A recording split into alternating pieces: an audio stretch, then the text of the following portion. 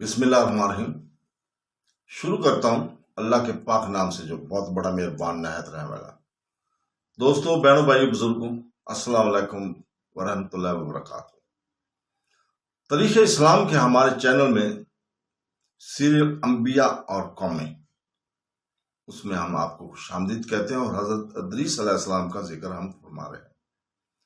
تو قرآن مجید میں ہے سورہ اعراف آیت نمبر 61 اور 62۔ انہوں نے کہا، اے میری قوم، مجھ میں کسی قسم کی گمراہی نہیں ہے، لیکن میں تمام جہانوں کے رب کی جانب سے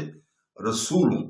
میں تمہیں اپنے رب جلال کی پیغامات پہنچاتا ہوں اور تمہاری خیر خواہی کرتا ہوں،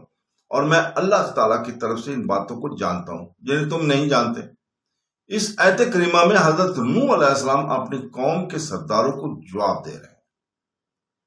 اور قوم کے سرداروں کے شک کو دور فرما رہے ہیں کہ میں اللہ تعالیٰ کا رسول ہوں اور اس کا صرف پیغام پہنچاتا ہوں۔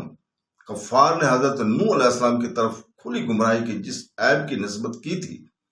اس کی حضرت نوح علیہ السلام نے اپنی ذات سے نفی کی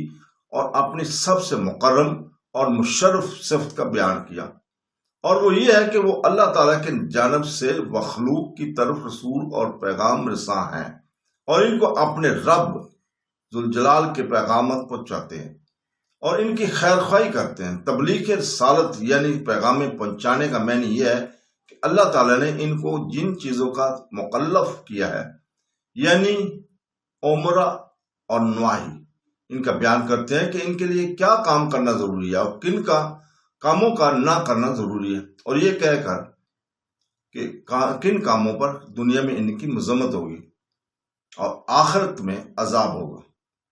اور کن کاموں میں ان کی دنیا میں تحسین ہوگی اور آخرت میں ثواب ہوگا۔ یہ وہ پیغامات ہیں جن کو وہ اپنے رب تعالیٰ کی طرف سے پہنچاتے تھے، اور نصیحت خواہی کا معنی یہ ہے کہ ان کو ایمان اور اعمال صالحہ کی تلقین اور ترغیب دیتے تھے اور معصیت سے روکتے تھے، اور ان کو رب تعالیٰ سے ڈراتے تھے۔ پھر ارشاد فرمایا، میں اللہ تعالیٰ کی طرف سے ان باتوں کو جانتا ہوں جن کو تم نہیں جانتے، یعنی میں جانتا ہوں کہ اگر تم اللہ تعالیٰ کے احکام کی نافرمانی کی تو وہ تم کو طوفان کے عذاب میں مبتلا کر دے گا۔ نیز میں جانتا ہوں کہ آخرت میں تم کو ایسے سخت اور دردناک عذاب میں مبتلا کرے گا جس کا تم تصور بھی نہیں کر سکتے، اور اس کا معنی یہ بھی ہو سکتا ہے کہ میں اللہ تعالیٰ کی توحید اور صفات کو جانتا ہوں جس کو تم نہیں جانتے، اور اس کا مقصد ان علوم کے حصوں کی ترغیب دینا ہے۔ بس یہی وجہ تھی کہ حضرت نوح علیہ السلام نے اپنی قوم کو اس طرح جواب عطا فرمایا۔ اللہ تعالیٰ نے حضرت نوح علیہ السلام کو قوم کی طرف اس لیے مبعوث کیا کہ آپ علیہ السلام اپنی قوم کو آخرت کے عذاب سے ڈرائیں اور اللہ تعالیٰ وحدہ لا شریک کی عبادت کا حکم فرمائیں۔ چنانچہ قرآن پاک میں فرمایا گیا ہے سورہ ہود آیت نمبر 25 اور 26، جس کا ترجمہ ہے، اور بے شک ہم نے نوح کو ان کی قوم کی طرف بھیجا، میں تم کو علی اللہ ڈرانے آیا ہوں کہ تم اللہ کے سوا کسی عبادت نہ کرنا، مجھے تم پر دردناک دن کے عذاب کا خوف ہے۔ اس آیت کریمہ میں حضرت نوح علیہ السلام کا اپنی قوم کی طرف مبعوث ہونے کا ذکر فرمایا جا رہا ہے، اور حضرت نوح علیہ السلام نے فرمایا، میں تم کو علانیہ طور پر ڈرانے آیا ہوں کہ تم لوگ اللہ تعالیٰ کی بندگی کرو اور اللہ تعالیٰ کے سوا کسی کی عبادت نہ کرو۔ اس آیت کریمہ میں دردناک دن فرمایا ہے اور دن کو دردناک سے متصف فرمایا، حالانکہ دردناک عذاب کی صفت ہے کہ دن کی۔ اس کا جواب یہ ہے کہ یہ تو صیف مجاز عقلی ہے، جیسے عرب کہتے ہیں، چونکہ یہ دردناک عذاب اس دن نازل ہوگا، اس لیے اس دن کو دردناک عذاب کے ساتھ متصف فرمایا۔ بظاہر اس دن سے مراد قیامت کا دن ہے، اور یہ بھی ہو سکتا ہے کہ عذاب سے مراد عام ہو، خواہ دنیاوی عذاب ہو یا آخروی۔ حضرت نوح علیہ السلام کو علم تھا کہ اگر ان کی قوم ایمان نہ لائی تو اس پر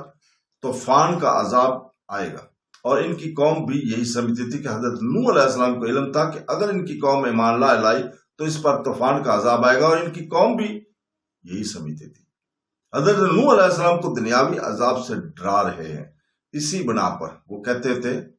آپ علیہ السلام جس عذاب سے ہم کو دھمکا رہے ہیں وہ عذاب لا کر دکھائیں۔ جب حضرت نوح علیہ السلام نے اپنی قوم کو دین کی تبلیغ کی اور اللہ تعالیٰ کے وحدہ لا شریک ہونے کا یقین دلایا تو قوم کے سرداروں نے کہا ہم تم کو اپنے جیسا بشر سمجھتے ہیں اور ہم تو یہ دیکھ رہے ہیں کہ آپ کی پیروی تو پسماندہ لوگ اور کم عقل والے لوگ کر رہے ہیں۔ قرآن پاک میں ہے سورہ ہود آیت نمبر 27 میں، جس کا ترجمہ ہے اور ہم دیکھتے ہیں کہ تمہاری پیروی صرف ہمارے پسماندہ اور کم عقل لوگ ہی کر رہے ہیں اور ہم اپنے اوپر تمہاری کوئی فضیلت نہیں سمجھتے بلکہ ہمارے گمان میں تم جھوٹے ہو۔ حضرت نوح علیہ السلام کی قوم نے کہا ہم تم کو اپنے جیسا بشر ہی سمجھتے ہیں۔ علامہ راغب اصفہانی بشر کا معنی بیان کرتے ہوئے کہتے ہیں کہ کھال کے ظاہر کو بشرا کہتے ہیں اور کھال کے باطن کو عظمتہ۔ واحد اور جمع کے لیے بشر آتا ہے، البتہ تثنیہ بشرین آتا ہے۔ قرآن مجید میں جہاں بھی لفظ بشر آیا اسی سے مراد انسان کا جشا اور اس کا زہر ہے۔ قرآن پاک میں ہے سورہ سواد آیت نمبر 71 میں مٹی سے بشر بنانے والا ہوں۔ کفار انبیاء کرام اسلام کا مرتبہ کم کرنے کے لیے ان کو مبشر کہتے ہیں۔ قرآن پاک میں سورہ قمر آیت نمبر 24 میں ہے، جس کا ترجمہ پس وہ کہنے لگے کہ کیا ہم اپنے ہی میں سے ایک بشر کو اتباع کریں، پھر تو بے شک ہم ضرور گمراہی اور عذاب میں۔ اللہ تعالیٰ نے یہ بتانے کے لیے کہ تمام لوگ نفس بشریت میں برابر ہیں، لیکن وہ دوسروں سے علوم عالیہ اور اعمال صالحہ کی وجہ سے ممتاز ہوتے ہیں۔ اللہ تعالیٰ فرماتا ہے سورہ کاف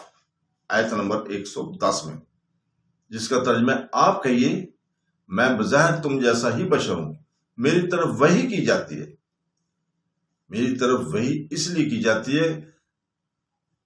اس لیے فرمایا ہر چند کے نفس بشریت میں تمہاری مثل ہوں، لیکن اس وصف میں تم سے ممتاز ہوں کہ میری طرف وحی کی جاتی ہے۔ حضرت نوح علیہ السلام کی قوم کے کافر سرداروں نے حضرت نوح علیہ السلام کی نبوت میں پہلا شبہ یہ پیش کیا تھا کہ ہم تم کو اپنے جیسا بشر ہی سمجھتے ہیں، اور یہ ایسا شبہ ہے کہ مکہ مکرمہ کے کافروں حضور پاک صلی اللہ علیہ وسلم کی نبوت میں پیش کیا تھا، اور وہاں اللہ تعالیٰ نے اس کا ازالہ بھی فرمایا تھا۔ سورہ انعام آیت نمبر 8 اور 9 میں اللہ تعالیٰ فرماتا ہے اور انہوں نے کہا اس پر کوئی فرشتہ کیوں نازل نہیں کیا گیا، اور اگر ہم فرشتہ اتارتے تو کام تمام ہو چکا ہوتا، پھر ان کو مہلت نہ دی جاتی، اور اگر ہم رسول کو فرشتہ بناتے تو اسے مرد ہی بناتے، اور ان پر بھی وہی شبہ ڈال دیتے جو شبہ وہ اب کر رہے ہیں۔ کفار کا یہ شبہ ان کی جہالت پر مبنی ہے، کیونکہ نبی نبوت کو دلائل اور براہین سے ثابت کرتا ہے اور معجزات پیش کرتا ہے۔ وہ اپنی شکل و صورت اور خلقت سے اپنی نبوت کو ثابت نہیں کرتا، بلکہ ہم کہتے ہیں کہ اگر اللہ تعالیٰ فرشتہ کو نبی بنا کر بھیجتا اور وہ خلافت عادت کا